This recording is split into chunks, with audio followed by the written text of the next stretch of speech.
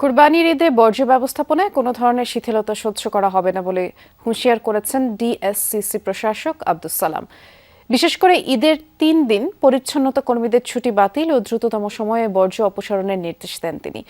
ঢাকা দক্ষিণ সিটি কর্পোরেশনের নগর ভবনে বর্জ্য ব্যবস্থাপনা নিয়ে আয়োজিত এক বৈঠকে ডিএসসিসি প্রশাসক বলেছেন, কুরবানির বর্জ্য অপসারণে মাঠ পর্যায়ে পর্যাপ্ত ভ্যান ও জনবল মোতায়েন রাখতে হবে। ঠিকাদারদের নিজ দায়িত্বে মাঠে থেকে তদারকির নির্দেশ দিয়ে তিনি বলেছেন, কোনোভাবেই পরের দিনের জন্য জমিয়ে রাখা যাবে না।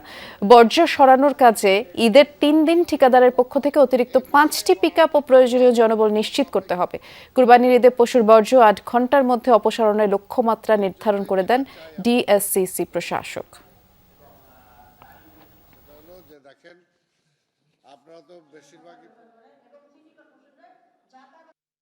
কোনো লোক ছুটিতে থাকতে পারবে না, এটা কিন্তু আপনাদের ম্যান্ডেটরি। 3 দিনের জন্য বাড়তি জনবল নিয়োগ করবেন আপনারা। প্রতিটি ওয়ার্ডে বর্জ্য মুক্ত না হওয়া পর্যন্ত কোনো লোক ওয়ার্ড ত্যাগ করতে পারবে না, এই কথা যেন ঠিক থাকে।